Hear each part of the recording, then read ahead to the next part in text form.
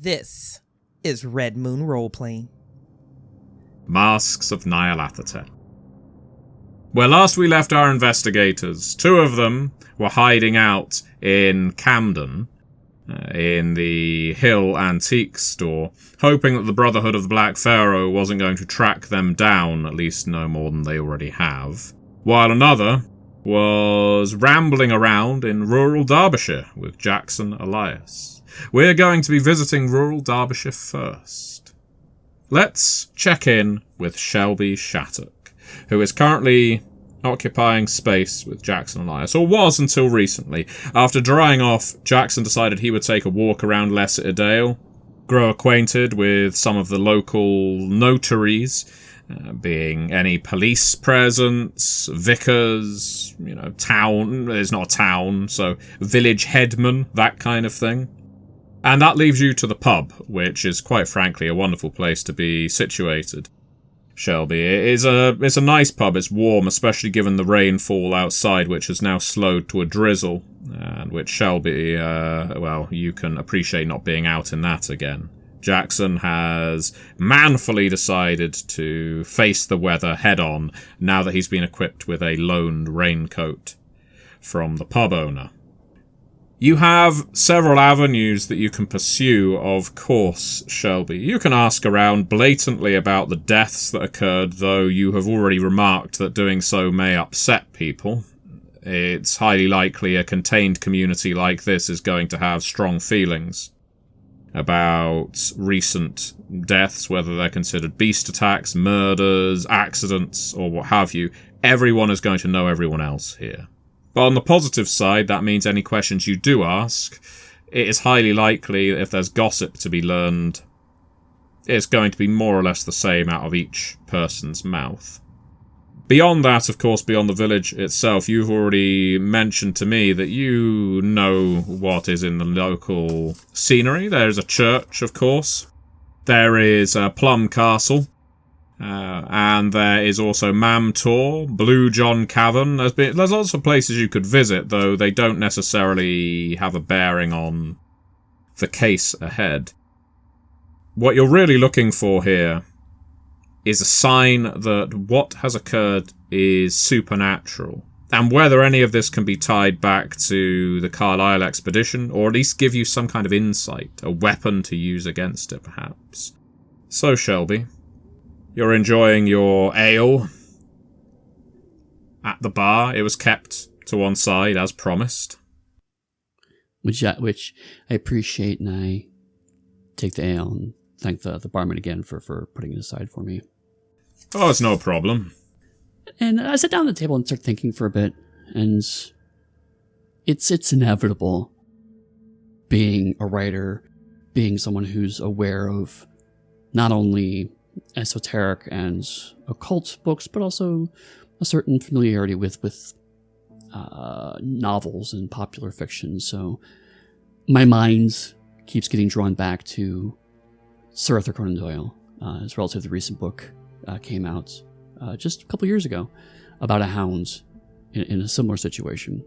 And so I think about the coincidence and try not to think too hard about if there's a connection there. Does Sir Arthur actually know more than he lets on? But another thought, another time. Instead, I think over again for the clippings that we picked up from the scoop specifically. And I remember that there was a farmer, George Osgood, who was torn to shreds, as well as Lydia Perkins.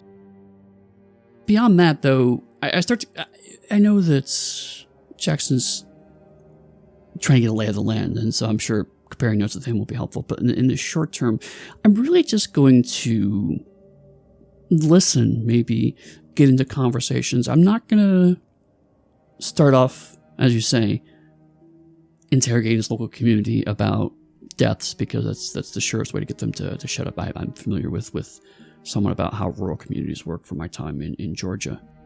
But instead, just try to get a sense of what the local gossip is, what the are people scared for their lives? Is this normal for them? Because if 3 murders happen in such a small community, presumably most people are going to be tense on edge. So trying to get a sense of, like, is that really true? And maybe that could start to point me in the direction of what might be going on. It's a good question, and I'm not going to ask you to make a psychology roll. You get the impression that the convivial atmosphere in this pub is masking. In fact, that there's a light-heartedness at play here that's almost forced. Not that they have been necessarily directed to all wear smiles and laugh at the right time, but more that they are trying to put these incidents behind them. People are laughing at jokes that aren't particularly funny. That isn't unusual in itself, but it's the necessity to buy everyone else another round of drinks, eh? Who wants a cigarette? Anybody want a cigarette? It's all a little unnatural. I see. I'll certainly take advantage of any rounds offered, and also I will at one point buy one myself. In the sense of just not insinuate is not the words I feel, but rather just feel more a part of what's going on. Because on some level I do understand the instinct to pretend everything's okay. Certainly I've had relatively recently awkward conversation with 2 friends and tried to make them think that I was doing okay to make sure when they clearly weren't. So I understand, I sympathize. But so rather than asking direct questions, I'm just going to sit around and listen. As you say, the conviviality is forced. Hopefully at some point in time, it may take a while, maybe at some point in time someone will start to vent, start to complain. And maybe I could use that as a wedge to get in. You do hear, after a time, one of the groups hanging around close to the bar starts to mutter, "Ain't heard much about Harold since, Oh, aye, he's off to the coast. That's my understanding." "Yeah, that's right. Been recovering. Out at the sea, is what they say." "It's good for your breathing." "It weren't his breathing. They were cut out of him." "Well, less of that. Well, hopefully he'll make it right soon enough. Come back. Get back to work." "Is that all you care about, him getting back to work?" "No, all I care about is being upright, on his own 2 feet. Holding himself together." He trails off at that. "I don't want to think about him coming apart." "At least said." He takes a thorough swig of his pint, wipes the froth away from his lips. "Full moon tomorrow." "Oh, do you have to?" I aren't saying out. Just full moon tomorrow." That gets a few grumbles from around the bar. The owner of the pub, who has been serving you until now, shakes his head and says, "Hey, Ernest, give a whistle." The pub falls silent at that. And a large fellow in the corner, all bearded and ruddy, starts whistling. And it's a musical, enchanting whistle. Indeed, Shelby, in all your travels, you have never heard someone captivate such a crowd with such a simple musical instrument as his lips alone. But he produces a melancholy tune that has everyone in observance. They stop drinking. They rest their cigarettes in their ashtrays, or hold them between their lips. No one speaks. Ernest gets to the end of his tune, gives a short pantomime bow. There's a round of applause, and then everyone gets back to their conversations, no longer talking about things such as Harold Short coming apart or a full moon tomorrow. I'll join into the applause, and then I'll go to the two who were talking about Harold, and I'll say, that was a lovely tune. Do you know what the name of the song is? The older fellow, who was roundly shut up by everyone else, shakes his head. Oh no, I think Ern makes them up as he goes along. I doubt they got any names to him. Oh. Something of a what's his name? Beethoven or something. But for us here in Lesser-Dale. Still, I mean, it's still lovely to hear regardless. I was just curious if it was something based off something, but if he makes them up, that's even more impressive. Oh, he's got a bit of a, what do you call it, a repertory. So, Lesser-Dale's got a fine past of musical whistlers, he says, patting the bar. Really? Well, and you can see he's struggling. He's trying to spin a yarn, and maybe he's had a few too many pints to actually make this one stick together. And his partner says, Ned, shut up. Probably best. I'm sorry, I didn't mean to cause any issues. I was just... Oh, no, Ned likes to tell a tale, don't you, Ned? Doesn't know when to stop flapping his lips sometimes. She nudges him. I understand. I'm a bit of a tale spinner myself, although I use the pen rather than extemporaneous speaking, so I certainly understand the instinct. Oh, are you some kind of writer, are you? I am, actually, yes. What kind of thing? Would I have read it? Alas, no. My more recent works have been relatively scholarly in nature, but I've written a few pot boilers, as it were, and I'll rattle off some of the modest magazines that I've been published in several years back. They nod along, curious. I mean, any kind of artist is, in their own measure, more significant than anyone in this village, at least to the eyes of the people in the village. And while they have never read one of your stories, or indeed read one of your magazines that's had far more circulation in the States than it has in the UK, they are dutifully impressed. Well, some kind of writer like that Conan Doyle fella. Yes. I've always been appreciative of his work. Certainly his Holmes stories, but also even some of his historical work has been quite gripping. He stopped in here once. Oh, Ned. No, he did. I'm not pulling anything. He did. I mean, a few years back now. Sure, it was him. Well, at least he said it was him. I don't know what he looks like, do I? It's just a name on a book, as far as you can tell, right? Well, I mean, I'll buy anyone a pint if they've got something interesting to say. And he came in here, told us a few stories. In fact, I just read one of his recently. It was about what was it? It was a hound that was haunting around a boggy area. It was quite thrilling. And I'm going to watch their reactions when I say that. He doesn't spit his beer back into the glass, but he does pause drinking, does Ned, as you're saying that, and then he takes a gulp. I was quite surprised because it was very different style than he usually does, and I always appreciate a writer who's willing to branch out, you know. He was telling us about one of his stories. I don't think he gets all of it. I don't think all of his ideas are solid gold. No, I think he's his older stuff's the best, really. Agreed. Yeah, we've got a collection.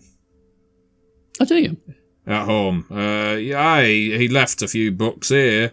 I'd got to say, that one, The Lion's Mane, pile of crap. Yeah, I mean, it's jellyfish. That's not a particularly thrilling revelation, was it? The one I didn't like was his last bow. Wasn't really a mystery at all. More of a espionage story, really. Suppose. They are clearly trying to change the subject. Mm-hmm. You can try pulling them back onto it with a roll if you want. Maybe it would be good to kind of see if I can subtly bring them back on track. That would be persuade or... Yeah, I think persuade is fine. Let's see, 88 over 50, so no, they're going to drag me, of course. Would you like to spend some luck, Eddy? Not right now. I'll save it for when I really need it.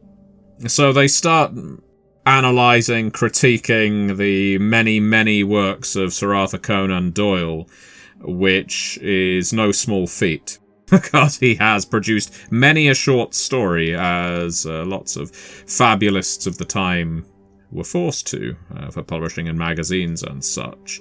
And for rural country folk, they have quite a voluminous knowledge. It's clear that his visits to Lesser Dale left them with some memories.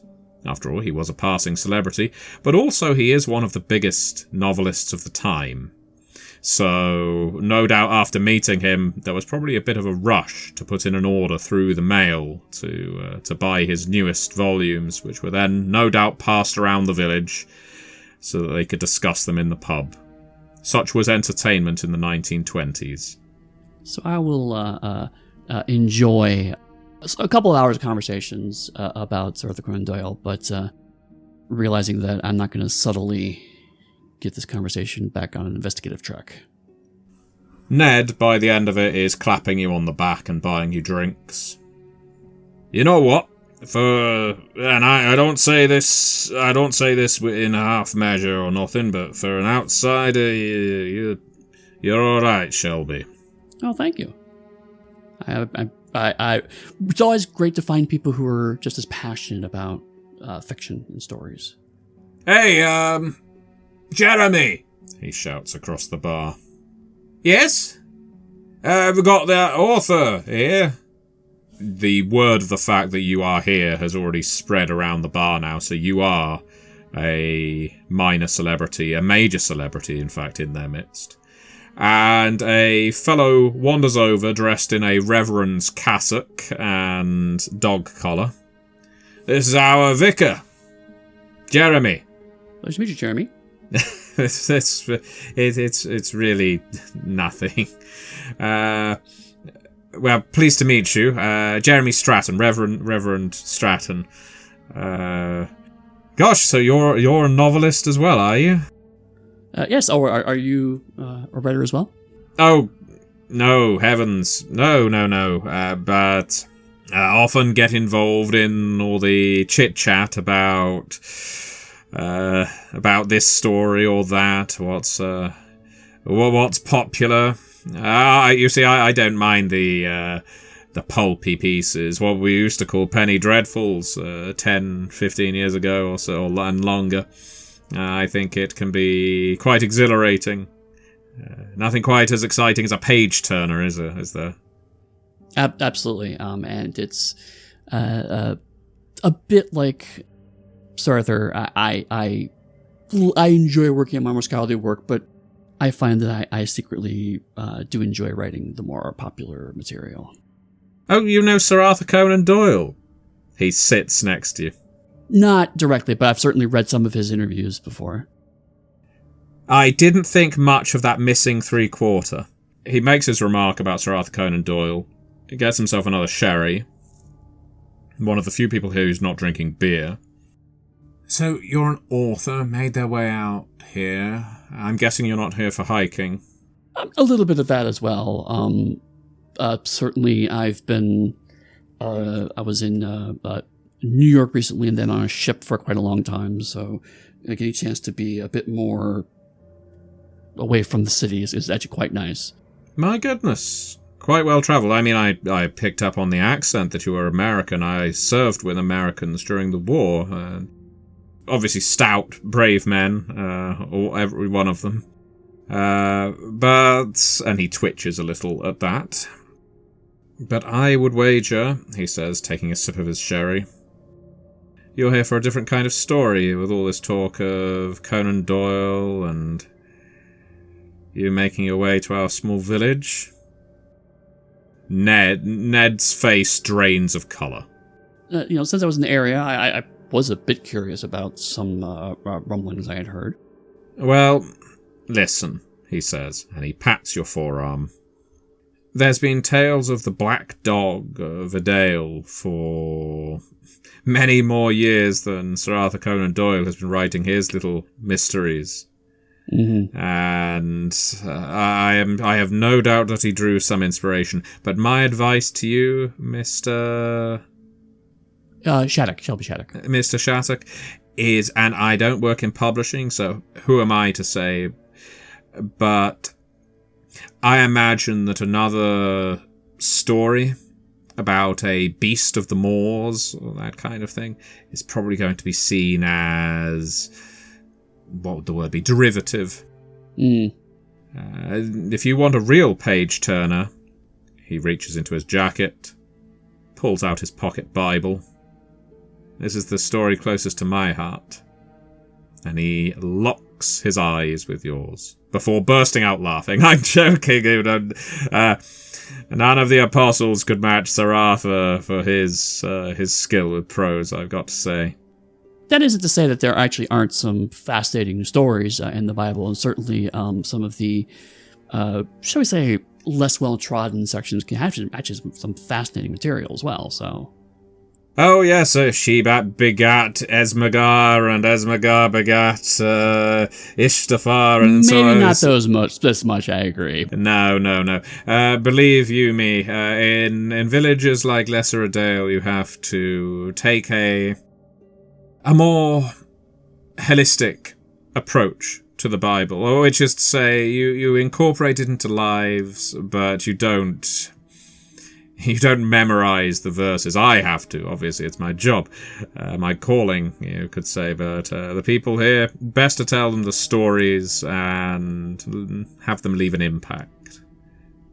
We're all good churchgoers here. As well, it's the only way other than the pub to get them all in the same place. That's true. But it just goes back to the stories, right? I mean, that's what I was kind of saying earlier. It's like ultimately, that is the thing that binds us as humans together. We all love stories, love to tell stories, love to hear stories. These things resonate and connect us together. I wholeheartedly agree. I think stories are vital to our community. To us as a race. We need them to keep us on the straight and narrow, teach us our morals. All that makes a story or a myth or a legend important. They can be written today just as easily as they could 2,000 years ago. Completely agree. Well, I'll drink to that. You should come by the church sometime while you're here. Oh, I'd love to. Maybe I can swing by tomorrow? By all means, come by in the morning, or... and he checks his watch. Well, I'll be heading back there. He drinks his sherry, downs it now. Now, actually, if you would like a walk, the rain isn't too heavy. Perhaps I could show you around the village before the sun sets.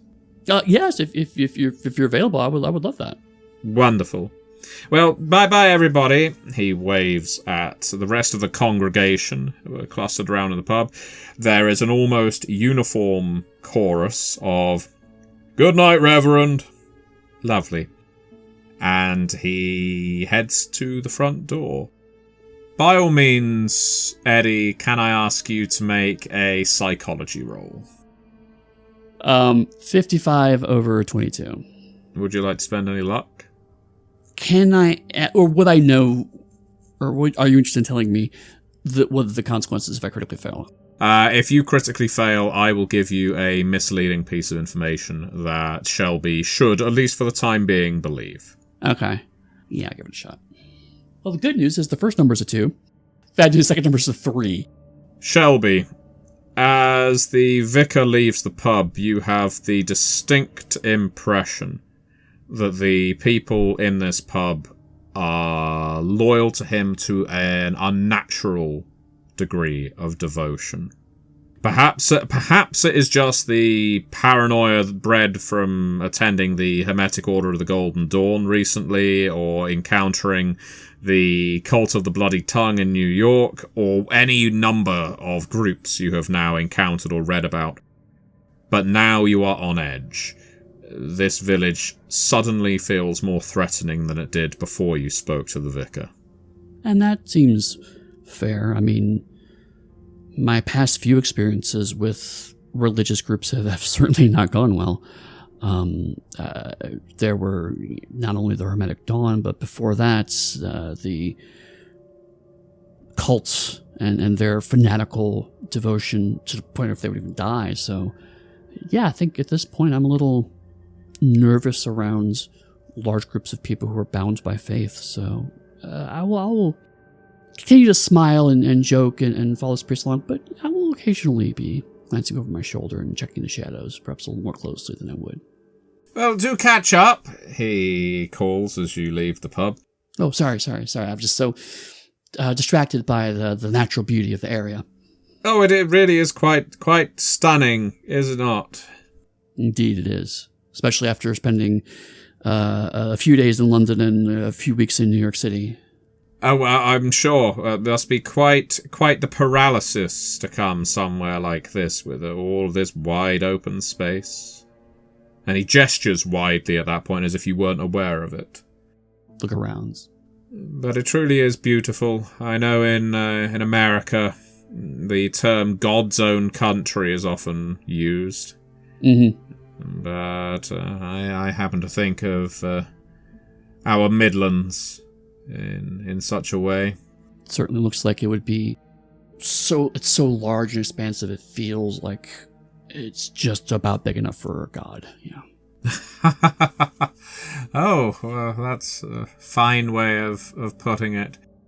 I've always imagined that if I was to see God walking down a street, or emerging in the vicarage after some particularly ardent prayer, it would be here. But, Shelby, do you mind if I call you Shelby? Oh, by all means. In that case, call me Jeremy. Jeremy, you're not one of my congregation. You don't need to call me Reverend. Very few people do, quite honestly. We're all very informal here. You arrived here with a friend, didn't you? And at this question, I pause for a moment. Do I? Oh, no, wait. They all saw us coming together, so I guess I can't really lie now, but I'll think it through. And I say, yes, it did come with a friend of mine. Well, excellent. I hope he's enjoying his constitutional around the village and should return to the pub before it gets dark. It's easy to get lost. Yeah, he's one of those people that we're, I like to think of ourselves as good friends, but he's also certainly a man that often enjoys his own company, if you know what I mean. Well, and he stops now, outside the vicarage, the church in the background, the drizzle still raining down, soaking you, but not in an uncomfortable way. It's cooling your skin after the heat of the pub. You'll hear about the attacks, aren't you? I'll admit, I am curious about them, yes. Well, you seem like a perfectly pleasant fellow. And I have no doubt that you're here to write one of your stories. I have to ask, for the sake of this community, that if you do, because there's nothing I can say to stop you, but if you do, please, you don't need to name the village. This village has been through enough. Oh, of course not. No. I'm not a reporter. Well, that's good. We've had run-ins with reporters in the past, and thankfully we've been able to take steps to ensure they don't publish their stories. He says this, lolling his head a little in a, oh well, what can you do kind of a way. But word still gets out, as I'm sure you can imagine, and each time it's like another nail into our hands and feet. No, my interest is nothing to do with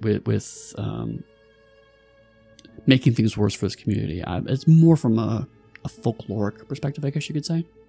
Yes, well, I have also been researching these events from I think that's a good word, a folkloric perspective.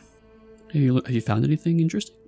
Well, perhaps you should come inside the vicarage. I've got something to show you. For a moment, I double check and realize that my pistol is probably still with my baggage. But after a quick pause, I cover up. It's like, yes, of course. I would love to see your work. He approaches the vicarage, pulls a large key from his pocket, rattles it around in an old lock. The door creaks as it opens, and he steps in, inviting you to follow. I will do so. Let us head to London now. Madeline, you've heard Bertie summarily dismiss the young man who showed up. And you've regulated your breathing. You've wondered, of course, where the two girls are hiding. You can only hope they haven't gone somewhere where they can be found, and you have a great deal of faith that they are not nearly naive enough to go somewhere obvious. And this leaves you with Bertie. It leaves you to make a plan. At this point, it must be said, Madeline, that there is a time pressure. It's not in the same way as when Jackson was in Sing Sing. It is that you are more likely than not being hunted. After all, there was a young man out looking for you, and the two other young women. And, what's more, they wanted you dead. On top of that, one of theirs is now dead. No group, whether law-abiding or disreputable, is going to take that lying down. They will look for you. So the question is, are you going to strike them first? Are you going to hide? Or are you going to flee? Those are valid questions. And I don't have the resources or the surrounding support to make a great decision about those right now. I'm going to step out from this room that I had tucked myself in, hiding from a knock on the door. There's this residual feeling that may become a part of my walking reality, and I just have to shrug that off. And I look to Bertie, and I just, almost helplessly, but still appreciatively, mouth the words, "Thank you." I simply scratch my beard a little and nod back in return before starting to head over to my main desk and get ready to empty some of the drawers. I'm going to have to move an awful lot of stuff into my second safe that's under the floorboards in the back room. I don't really want anyone coming in here and taking my things, but if they are going to come and take my things, I'd better make sure the good stuff isn't easily accessible. I almost just meander and follow you to the desk. As you're opening up drawers and emptying them out, I need to get going. But it looks like you're already ahead of the play on that. Do you have a change of clothes that I could borrow? And I kind of gesture to myself as I'm in this crimson and gold gown from the night before. They have an ideal of my face. I don't believe they know my name, but I'm covered in blood.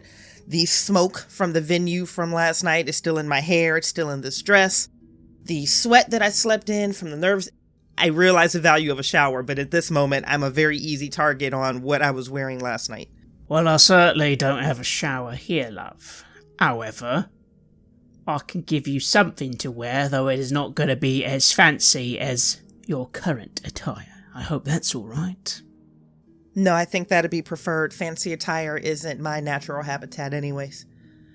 Is it not? Oh, could have fooled me. And I chuckle. Then I force a smile. Where are you going next?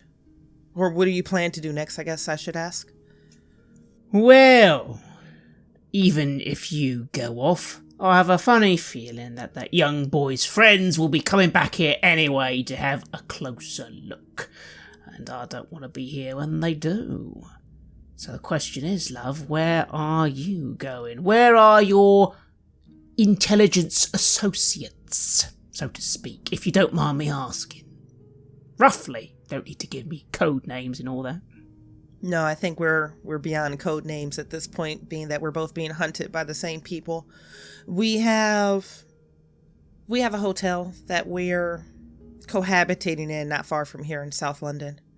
Right. Well, we can't stay here. I'm sure you can tell this place is no longer secure. So, I need to finish up here, and then perhaps I can see that. What exactly is the next move you're making? You have your sights now on these folks. You know more than me. What are you planning to do in regard to your investigation? They know you're looking for them. They're coming for you. How are you going to respond? Oh, I try to hide the wince that captures the corner of my eyes, because that's just not a question or a mirror that I wanted to look into right now, especially without Felix or Shelby to help me plan. I'm not the team lead. I'm out here with a stranger in a strange situation. I was thinking about that, on what our next steps are going to be. Birdie, I think you should come with me. I think you should meet the rest of our crew, but you want your money. I need additional information on this group. But they're looking for me, I'm looking for them, and there's only one other play that I can think of, and it's not a good one, but it's the only one that I have, and we're on really limited time. And what exactly is that play, if you don't mind me asking? So, the gentleman that you're looking for information on, Amun, was murdered by this group. We know that this group is associated with this Zara Shafiq. We do. And I have the name of the investigator at Scotland Yard that's looking into all of this. Oh, well, it's interesting. I didn't think they were that bothered. It's been a peripheral bothered. I don't know if he was shut down or redirected or pushed off of this case, but it's the only lead that I have left. And if he's willing to resurrect it or invigorate it or at least give it a second look, it's all I have. Well, I'm not one to tell others what to do, but I'd be very careful dealing with a copper. Their interests only go so far, love. Just saying. On the other hand, I might be able to find out a little something myself about this Empire Spices. You see, folks like this like to think they have everything, but they often don't. London is a diverse city. There's quite a lot of folks gathered round the pie, so to speak. I would like to offer my services in that regard. I can perhaps give you options for, let's say, like-minded individuals who might be looking for a weakness. I don't know, a group going around drawing the attention of the coppers and murdering folks. Believe it or not all business in London is done by murder. A weak smile. If you're going to look into Empire Spices, there's intelligence that we have that may expedite your investigation. But we need to get together and we need to debrief. And I know this is a big ask. Would you come with me to speak with Inspector Barrington? That's his name. Barrington, if I'm remembering correctly. And I go to reach into my pocket or to my satchel, and then I remember that I don't have any of that with me because I'm in a party dress. Barrington, I think is his name. Yes. You're going to get further with an inspector than I am for a myriad of reasons. And you also have an actual reason to go before him. You have business dealings with an individual that was murdered. If you're asking questions or asking for follow-up, I can provide additional context that may bridge the gaps between our conversation. I offer you quite a stern frown for a moment, before looking to the ground and then looking out the window for a minute. I wouldn't be so sure of that, love. I don't get on with inspectors. I might be more detrimental than you think. Would your inspector be willing to meet in a subtle fashion? I'm not going to know Constabulary. I smile, I shrug, and then I'm going to slide myself off of the desk that I perched myself on. I don't know. I've never met Inspector Barrington before, but I thought you were an upstanding, legitimate businessman. And then the smile that just pulls across my lips is actually sincere at this point, but it's very obvious teasing. I am, but that doesn't really affect things when it comes to the law. Let me maybe find out a little info about the inspector first, see what sort of individual he is. But I'd prefer to meet them in a third location. Again, if you want to go on your own, that is up to you. But I'm afraid there's certain reputations to hold. And I'm no grass. No, I understand. You've already saved my life once. I figured we might as well make a pattern of it. Where can I look through your clothes for something that I can put on? I'm just going to point over my shoulder at the room I just left. I laugh and actually point to a wardrobe in the corner, saying, help yourself to anything off the shelf, love. I don't actually sleep here that often. Thank you. And I'll head that way. I'll head into the wardrobe. Basically what I'm looking at for anything that I can pull this curly hair into a tight knot and dip it under a hat, an overcoat, clothes, doesn't matter if they are underfitting, overfitting, it doesn't matter. The scrummier and scrubbier I look, the better. I already have the smell and the smoke to go with it. This should be fine. Well, the good news is this isn't all Bertie's clothing. Given that Bertie is a good foot taller than you, that could look not just scrubby, but comical. Instead, you've got some work clothes here that you can dress yourself in to conceal your identity, and yes, a hat as well, that's no issue. No role required there. Perfect. I go shopping in Bertie's wardrobe. I'll pull some items down, and just before I step into the other room, I'm going to stop on my heels and I'm going to turn around. Bertie, are you a smuggler? Of course not. Psychology check? No need to roll. I'll let Craig say whether this is something he wants. But the fact is, ultimately, whatever he says here, your suspicions may be different. Right. It certainly comes out rather quickly and quite well practiced. Normally, you notice, though, there's not actually that much indignation. Take that as you will. Oh, I love it. I'll reverse tee up. The question doesn't seem judgmental or critical. It seems to be coming from just a place of trying to confirm curiosity. If, however, I knew about that sort of thing, why do you ask? I go to respond, then I stop, I smile. I'm going to throw you a wink, and then we're just going to disappear into the other room. And with that, I shrug and go to the telephone. I want to make a phone call to some of my associates who I normally use to get things in and move things to other places. I want to just make some general inquiries at this point regarding what do folks think of Empire Spices on the street, and also I will just ask, this inspector, does he have a reputation? Is he the sort who causes a hard time for folks like me? Does he actually help out the good folk? Is he an up-and-coming champion of justice in Scotland Yard? Let's just see what I can gather. One of the best people you can call on the subject is likely going to be a man by the name of Edmund Burns, or Burnsy. He is, much like you, someone who has operated on the street for one reason or another. And, well, he seems to know pretty much everyone of significance in law enforcement. How he came to know this is a source of much conjecture among you and your people, Bertie. There's always the worry that Burnsy's been feeding criminals, even low-level ones, to the yard so that he can keep funneling out choice pieces of intel, but he's always helped you. That he has, and I know better than to ask questions. Besides, the truth is, especially for quite a while now, I only keep an ear to the ground. I do attempt legitimate business as much as possible. It, to be quite frank, gets you more money and slightly less chance of getting hung. That's true.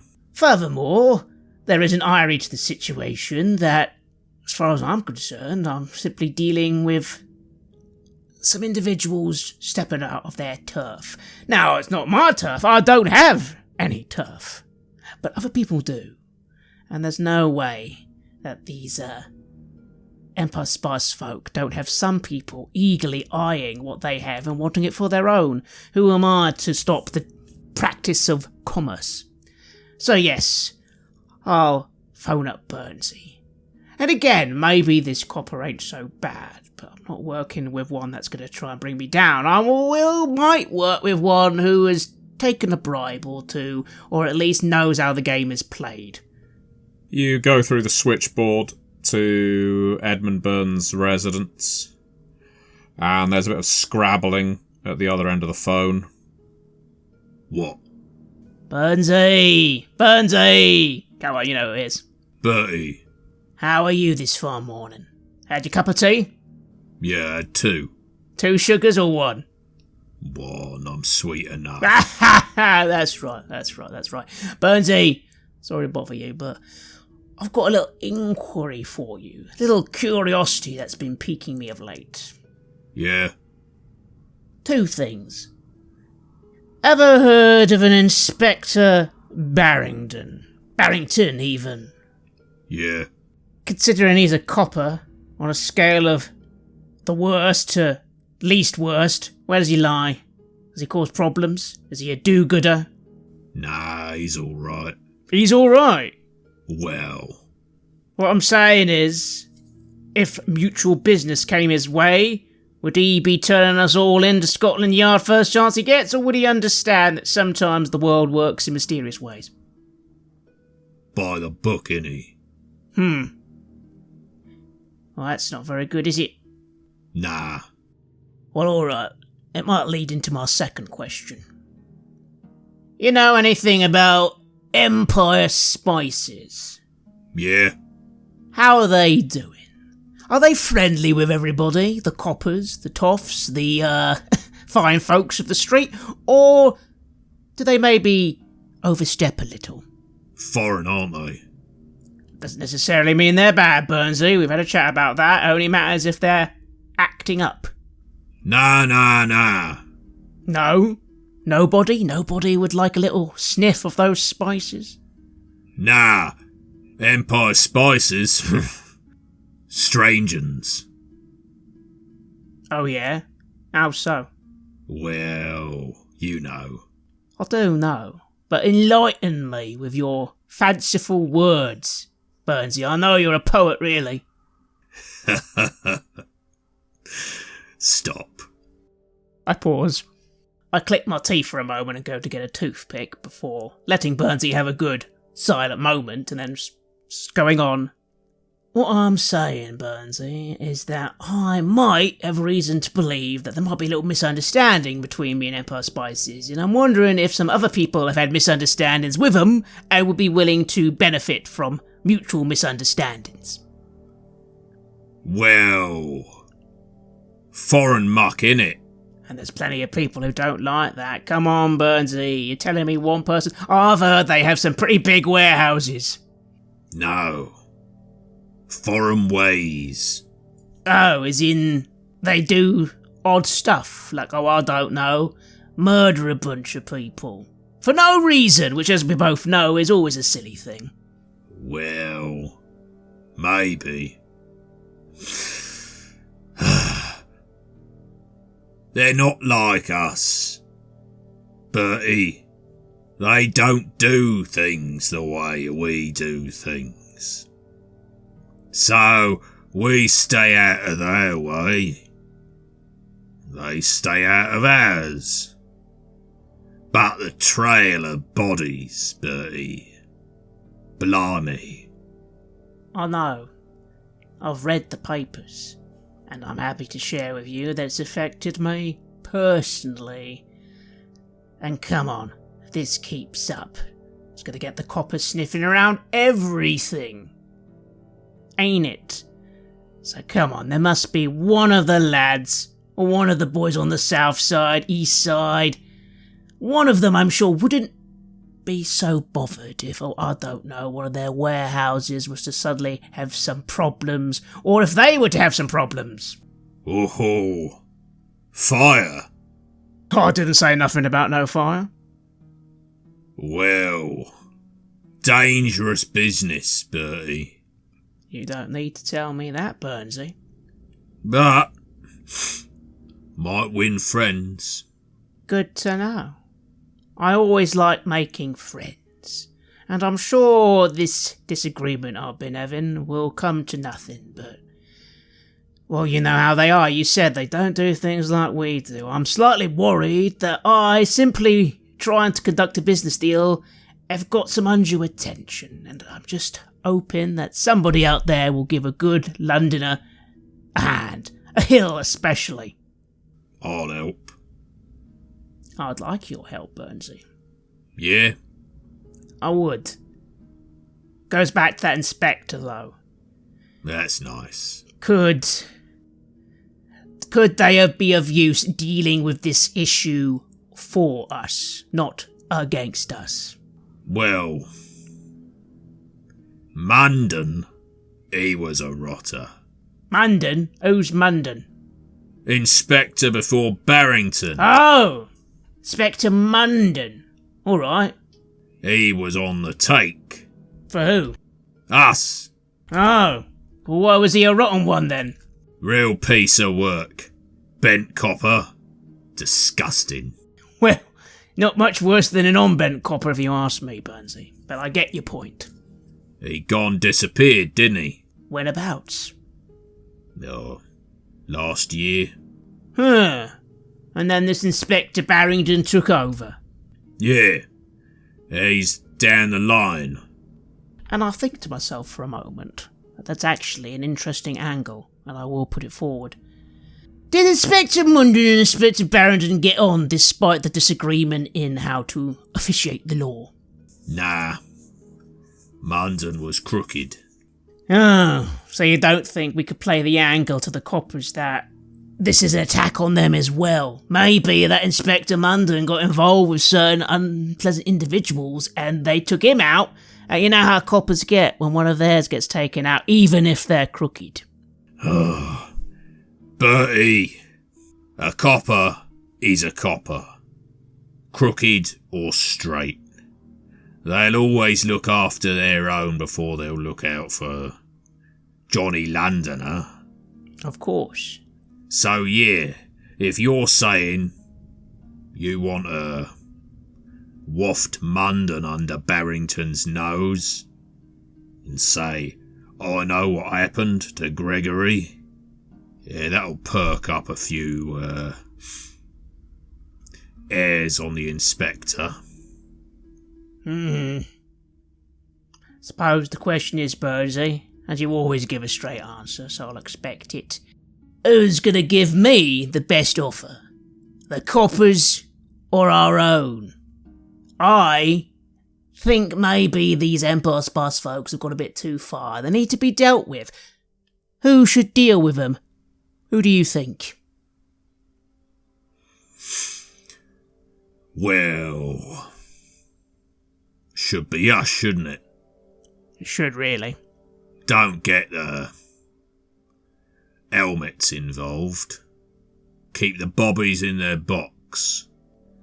If you're being threatened, Bertie, you just need to ask us for help, and we'll threaten them back. I'll pause for a moment, because while of course I trust Burnsy, that is the only issue. I know my own won't help for nothing, and they will want something, and if they can't get it, they'll expect me to provide. But maybe that can wait. Besides, maybe I can give them something. Well, I'd certainly appreciate help from my own. Although, if my brother asks, try and, don't not tell him, but just... He'll want to get heavily involved. You know him. He doesn't need to be heavily involved. Nah. Keep him clean. Exactly. Good. Yes. Nice to have you back, Bertie. You've been trying to keep a clean nose for a bit too long. Hey. You should keep your nose clean as well, Burnsy. Besides, only a temporary service, but hopefully a beneficial one for both of us. Well, you call me when you want me. I will. Where you want me, you tell me. I'll make sure the boys and girls come along to help. And when we can start a fire, or smash a few faces in, or otherwise tell them to leave our Bertie alone. It's appreciated. Last thing before I let you get back to your second cup. It's cold now. Oh, come on, Burnsy. What have I told you about taking it off the stove? Leave it on there, it'll stay warm. I prefer it cold. To each their own, I suppose. It's my secret. I've chosen who I want to choose, but I might have some other associates of a foreign persuasion, but a different foreign persuasion, who might be willing to... Foreign? American. You what? Might know some Americans, nothing wrong with them, Burnsy. Helped us out in the war, a little bit. Yeah, a bit late. Too right. That stuff about the inspector. I'm not going to go telling no one about it, but maybe they could use that info if they want to get a little inspector running around for their own investigation. I don't see the harm in sharing. What do you say? Yeah. Alright. Why not? Why not indeed. Good on you, Burnsy. You stay well. Good to talk. Yeah. He hangs up. And I will go to Madeline and say, I reckon it's better if you go and investigate and talk with that inspector, because I don't reckon he's going to be too much help. But I'll give you something you can give him, and you can decide how to use it. Apparently, his predecessor was a little bit on the wrong side of the law at times, but he went missing about a year ago. It occurs to me these murders have been happening for a little while, haven't they?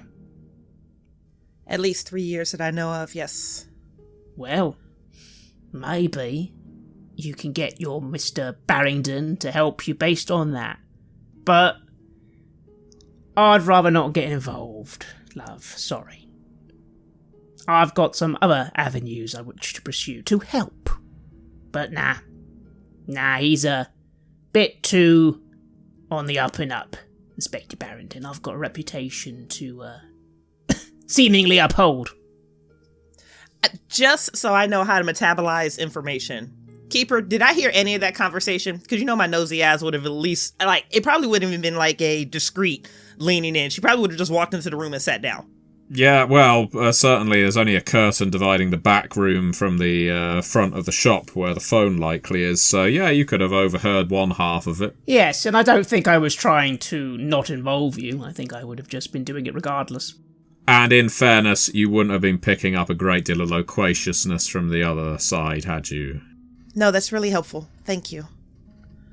My pleasure. And my apologies. I'm sure this inspector might help you, but I don't really think they'd help me. Not much. Not unless there was a deep personal interest. But the good news is I have some folk who are going to help. I'm not promising they're going to solve everything, mind. I have a feeling these folk are... Well, hang on. You tell me, what do you actually know about them? Because you seem to know a lot more than me. I know that they're Egyptian, they have a import business, and they apparently like murdering their own for some reason. No, I think you have a pretty accurate read on at least the baseline. It's just beneath the surface, it's a much, much longer story. Do you at least know what they're called? This group, the Brotherhood? Brotherhood of the Black Pharaoh. And that makes me pause for a moment, because that in itself is a very interesting title. I go, Black Pharaoh? That's interesting. They're a cult? A cult, you say? Mm-hmm. But it's not just them, and don't take this at face value yet, because we're still investigating, but I think this is a satellite of a much larger one, or deeper one, an older one, a subsect. Well, that's the sort of stuff you read in a Penny Dreadful. Interesting. And I do find myself finding that interesting, because that itself is a very odd name. A Black Pharaoh, implying a bad pharaoh. But I don't know if I've ever read any of my books about any pharaohs who would have a name like that. Is there any recollection in my historical knowledge on Egyptology? Now, it's not by any means university level. In fact, it's mostly books I have read on my own. But I do enjoy that sort of thing.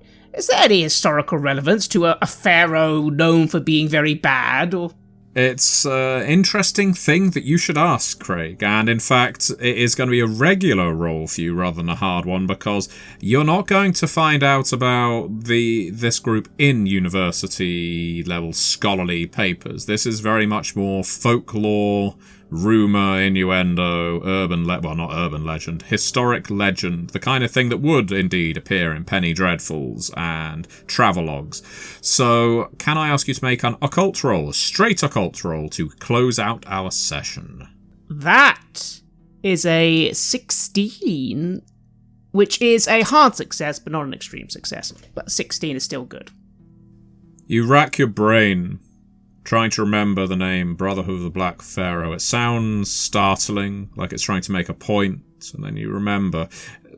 You've never read about them in some scholarly magazine or book, but you have heard stories, you've occasionally read extracts, that historically, a long time ago in Egypt, thousands of years ago, there was a secret society in the courts of the pharaohs, known as the Brotherhood of the Black Pharaoh.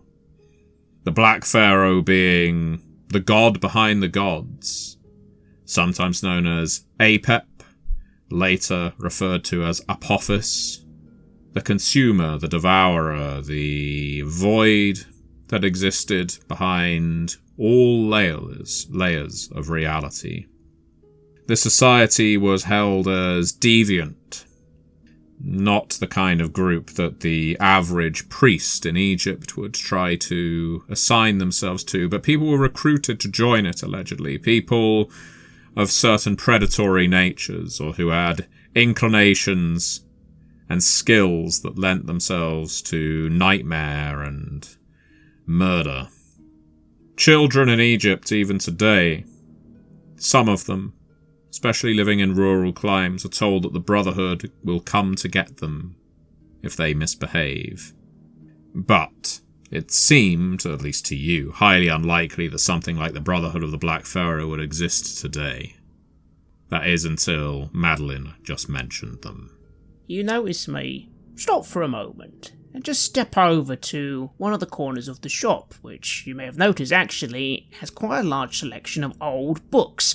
A lot of it fictional, Dickens, Poe, that sort of thing, but there is actually quite a lot of historical stuff up there as well, mainly second and third editions. I don't keep the first editions anywhere on the storefront.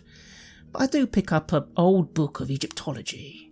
I just start skimming through it and going, you know, it's funny actually, you might be thinking that's just a random name made up to sound ominous, but, really, Order of Black...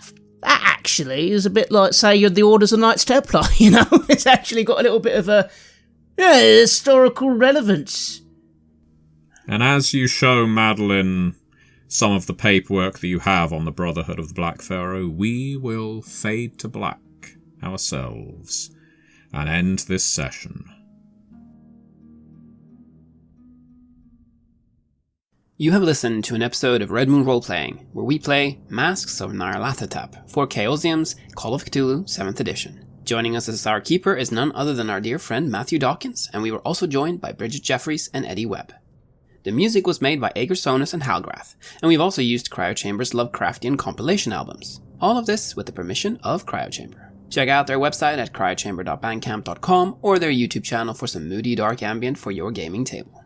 We would like to give massive thanks to our champions of the Red Moon, Martin Heuschober, Simon Cooper, Julia, Bob Lange, Cameron, Graham Barey, Doug Thomson, Lily, Maciej, Black Templar, Dennis Sadecki, and Leonhardt for their generous support.